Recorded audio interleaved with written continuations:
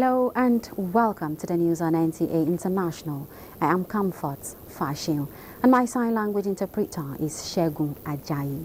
Let's start with the headlines. Nigeria signs deal to boost investment in renewable energy subsector for improved electricity supply. Ouattara wins fourth term as presidential polls open in Zanzibar, Tanzania. An INEC chairman meets security chiefs ahead of Anambra governorship election.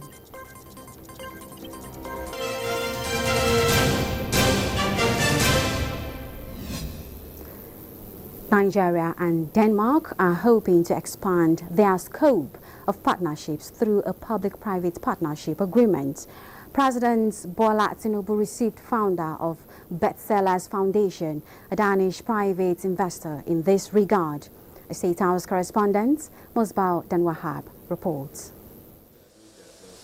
It's a new hope for an expanded partnership in the communication, innovation and digital economy sector.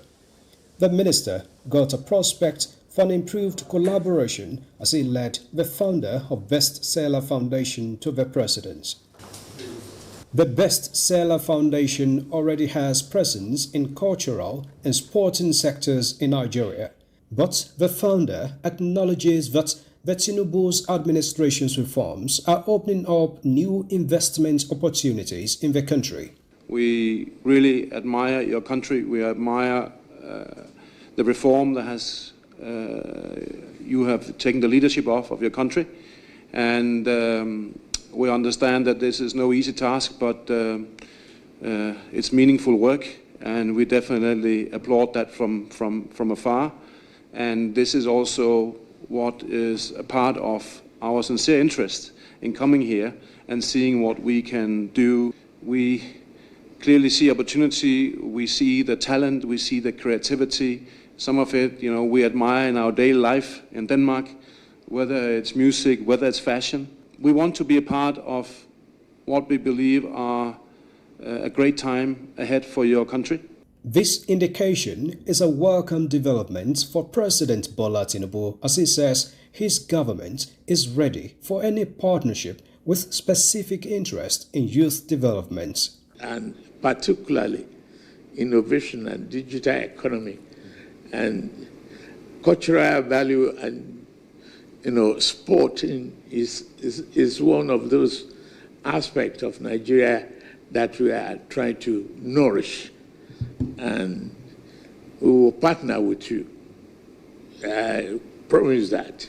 President Tinubu adds that various reforms instituted by his government are geared towards maintaining the status of the country as the giant of Africa. Nigeria prides itself in the continent, and we believe that it is only here that we can energize the growth and inclusiveness of prosperity in our continent.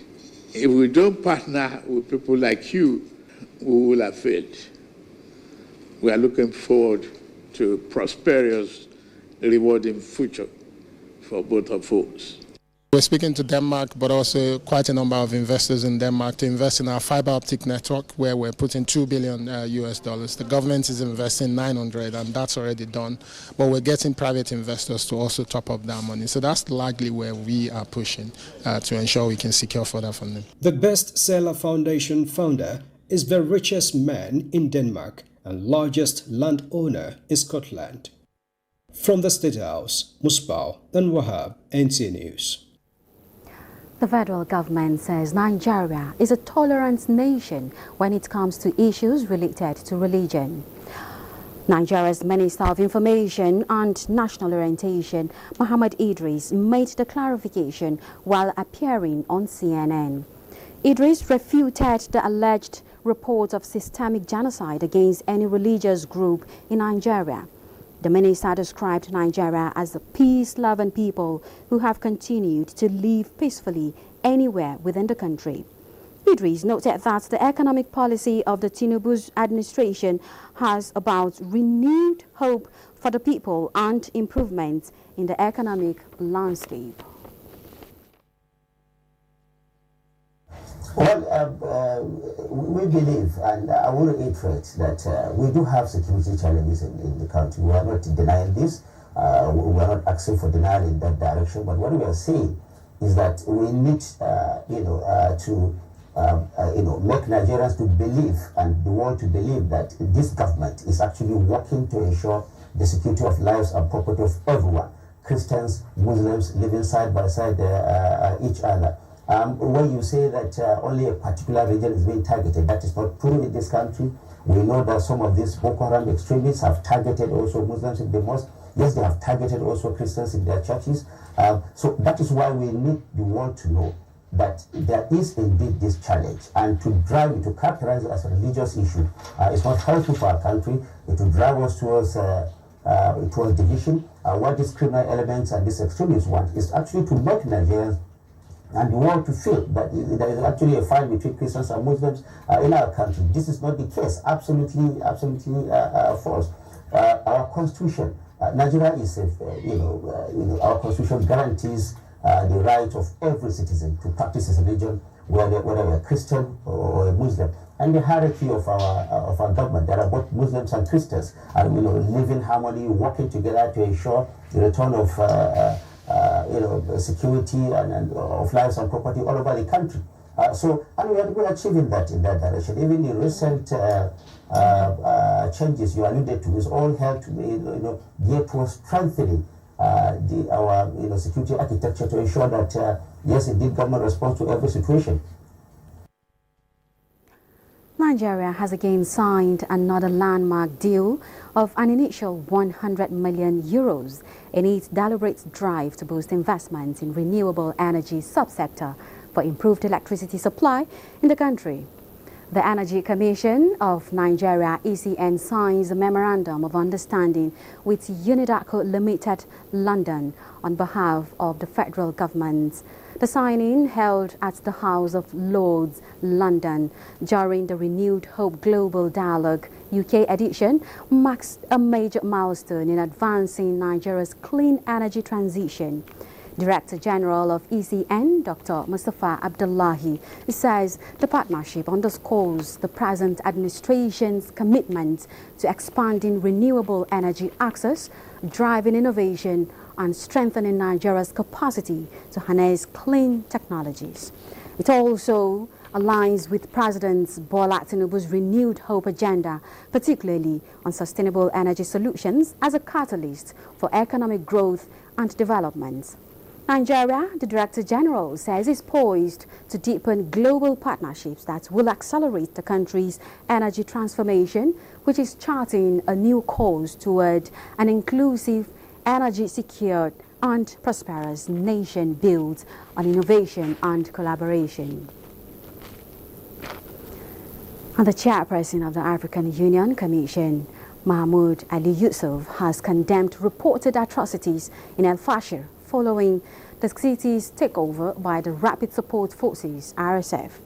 In a statement issued on Tuesday, the chairperson expressed deep concern over escalating violence and grave violations of human rights and international humanitarian law, including alleged war crimes and ethnically targeted killings of civilians. He reminded all parties of their obligations under international law to protect civilians and warned that those responsible for such acts will face accountability. Humanitarian corridors to deliver life-saving aid and renewed commitment to dialogue. The African Union reaffirmed its solidarity with the people of Sudan and its support for their aspirations for peace, unity and democracy. Incumbent President Alassane Ouattara has been declared the winner of Côte d'Ivoire's presidential election with 89.77% of the total votes.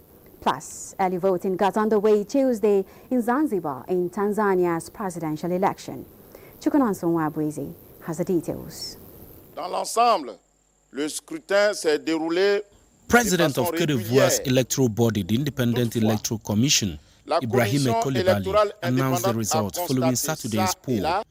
Turnout of voters were put at 50.1%, a similar level to 2020 when Ouattara won 94% of the vote.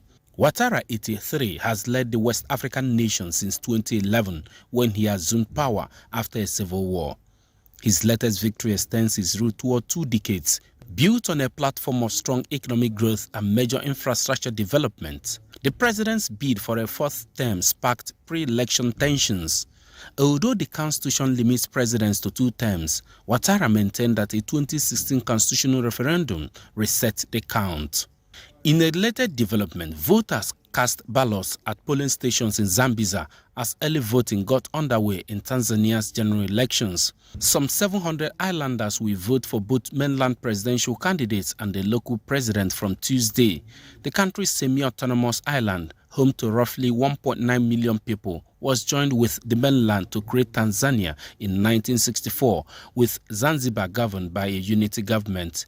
Mainland Tanzania will head to the polls on October 29th, although the main opposition candidates have been barred from participating. In other news, European Union chief Ursula von der Leyen has expressed her full solidarity with Lithuania over repeated incursions into the Baltic nations' airspace. Speaking in Stockholm, Sweden, where a meeting of Nordic leaders is taking place, von der Leyen describes the incursions as a provocation. This is one more very good argument for the readiness roadmap and the flagships in it, the Eastern Flank Watch and the drone initiative, the drone defense initiative we're taking together. Because independent what it is, we will not tolerate any incursion in our airspace or our territory. Lithuania has accused Russian ally Belarus of hitting the country with a hybrid attack after dozens of contraband-laden balloons forced the closure of airports last week. Chukunonsonwa Bweze, NTN News. U.S. President Donald Trump and Japanese Prime Minister Takaichi have signed an agreement securing the supply of critical and rare earth minerals. Chukunonsonwa Bweze reports that the U.S. leader is also on a 2-day visit to Japan, sandwiched between a trip to Malaysia and a meeting in South Korea with Chinese counterpart Xi Jinping that could ease the trade war between the world's 2 biggest economies. Japan's new Premier Sane Takaichi lavished U.S. leader Donald Trump with praise and vows of a golden age of ties on his visit to Tokyo Tuesday before inking a deal with Washington aimed at securing critical minerals. Takaichi, Japan's first woman prime minister, pulled out all the stops for Trump in her opening test on the international stage. Takaichi praised Trump's efforts towards a ceasefire between Thailand and Cambodia and his unprecedented historic achievement of the Gaza deal. Diplomacy to protect Japan's own national interests. In addition, I am ready to promote further collaboration have recently achieved in the Middle East is an unprecedented historic achievement. In return, Trump, who was meeting conservative Takaichi for the first time on an Asia tour that aims for a deal with China, said Washington was an ally of the strongest level. After meeting Takaichi, Trump then met with families of Japanese abducted by North Korea decades ago, where he said the U.S. is with them all the way as they asked for help to find their loved ones. U.S. President Donald Trump and Prime Minister Takaichi on board the aircraft carrier USS George Washington were also at the U.S. Naval Base in Yokosuka, where the U.S. leader delivered a speech lauding the cordial relations between the 2 countries with an announcement of a new defense deal. I'm delighted to report that I've just approved the first batch of missiles. You saw a couple of them coming down with me. I hugged them. We need them. They're the best in the world. Nobody has them like we have them. They all want our missiles. That's the problem. Everybody wants them. But it's the first batch of missiles to be delivered to the Japanese self-defense forces for Japan's F-35s. Trump is on a 2-day visit to Japan, sandwiched between a trip to Malaysia and a meeting in South Korea with Chinese counterpart Xi Jinping. Chukunonsonwa Bweze, NTN News. You're watching the news on NT International. Let's take a pause here for commercials. We'll be back shortly. The Senate will on Wednesday screen the newly appointed service chiefs to enable them commence work immediately. This decision was reached during a plenary Tuesday after the letter communicating the request from President Bola Tinubu was read by the President of the Senate, Godswill Akpabio. In another development, Senate says the removal of Nigeria from the grey list of the Financial Action Task Force will impact the country's economy through sustained foreign direct investments in the energy, technology, agriculture and manufacturing sectors. The Senate espoused this view as it expressed support to a motion commending the efforts of President Bola Tinubu and key agencies for implementing reforms and enforcement of regulations across financial systems. It has been delisted from this grey list, and the benefits should dovetail to ordinary citizens who do business with the international community. The lawmakers noted that the new status has improved Nigeria's reputation and restored confidence among credit rating agencies. It's 11 days to the Anambra governorship election, and any attempt to vote buying or electoral violence will be addressed squarely with uncompromising response. INEC Chairman Professor Joash Amupiton and the Office of the National Security Advisor handed down the warning at an interagency consultative meeting on election security in Abuja. All eyes on Anambra State, November 8, a day of decision. Voters to vet the candidates' credentials, records, and surrender their sovereignty to the most suitable for the #1 seat. Electoral violence, vote buying, the enemies of democracy. INEC Chairman Joash, just 7 days in office, 11 days to face his first task. The Anambra decides. And here discussing with security agencies to strike on vote buying, electoral violence in Anambra State.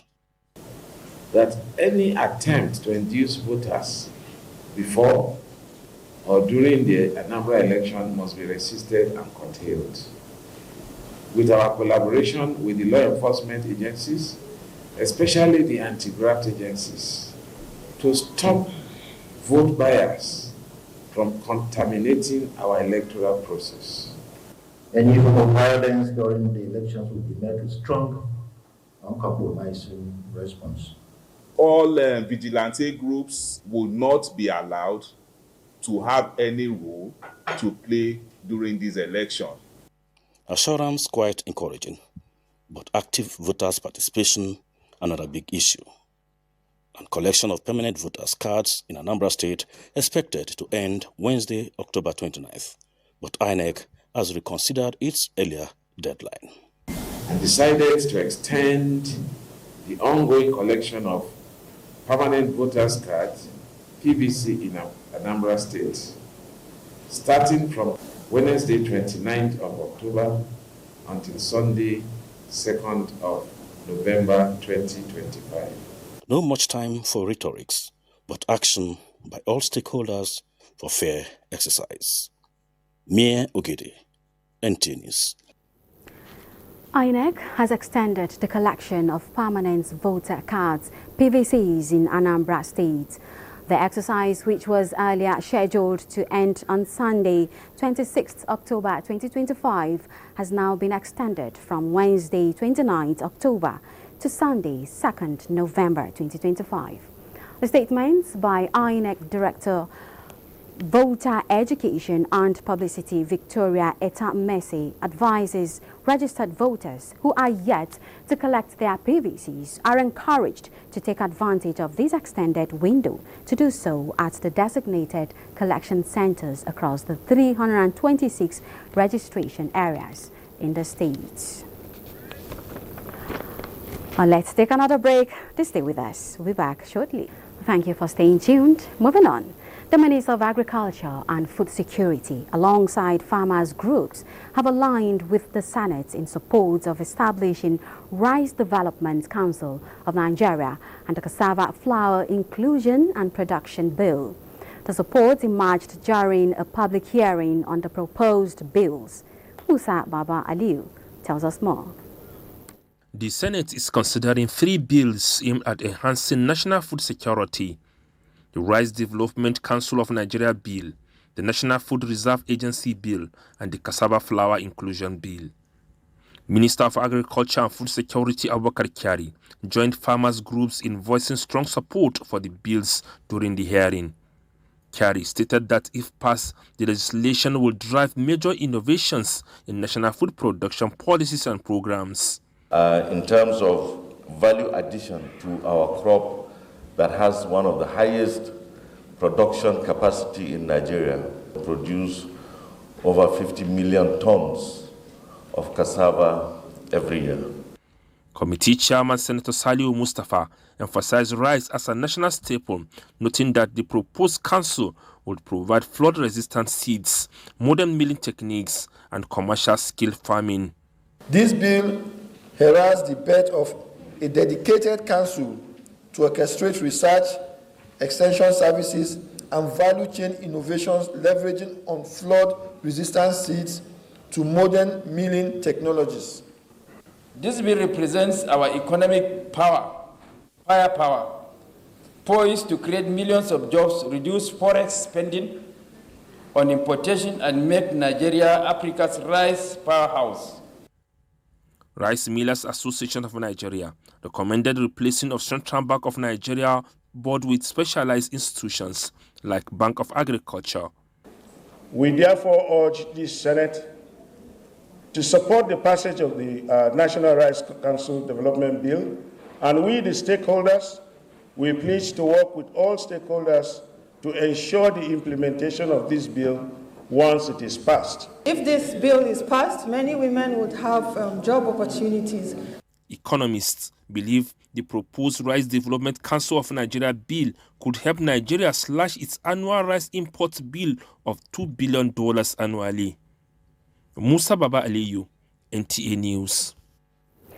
The Green Women Platform, an initiative of the Pan-African Great Green Wall, designed to place women at the heart of their fight against the escalating risk of climate change, is being validated, with stakeholders calling for strong partnerships and collective ownership to ensure its success. Charles Alpha reports. The First Lady of Nigeria, Oluremi Tinubu, in November 2023, during the Pan-African Great Green Wall Council of Ministers meeting, launched the Green Women Platform. This validation and official unveiling of the Green Women Platform and logo gives practical effect to that vision. The platform must be a representative of the many women who do not have access to decision-making. Is more than a movement that recognizes and elevates the central role of women in building climate resilience, restoring lands, and transforming local economy. Director General of the National Agency for the Great Green Wall, Abubakar Saleh, believes that through this platform, women will have a stronger voice in governance and decision-making on land use, natural resources, and climate action. Pan-African Great Green Wall, it is designed to place women at the center of the fight against desertification, climate change, land degradation, and the improvement of livelihoods. Minister of Environment Balarabe Abbas Lawal, represented at the event, said the success of the initiative depends on partnership and collective ownership, while government will continue to provide the enabling environment.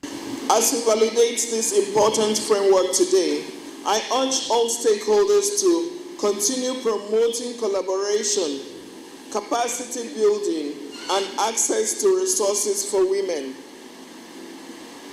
This will enable them to fully participate in decision-making and implementation processes. The initiative championed by the Pan-African Great Green Wall Agency, is being supported by the World Food Programme and the Federal Ministry of Environment. Charles Alpha, NTA News.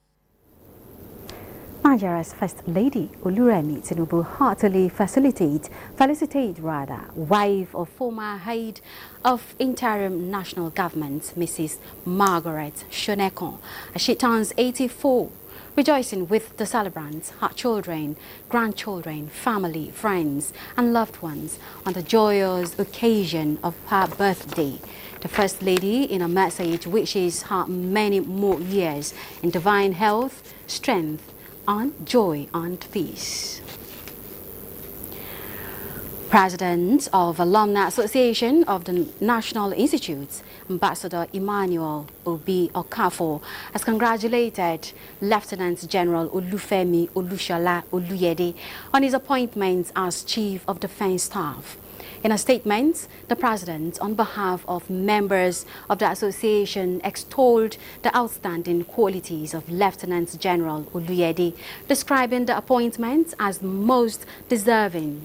This appointment is a resounding recognition of Lieutenant General Oluyede's distinguished service, professional accomplishments, and sterling leadership qualities. The National Institute, AANI, an association of eminent Nigerians who have passed through the senior executive course of the National Institute for Policy and Strategic Studies, NIPS.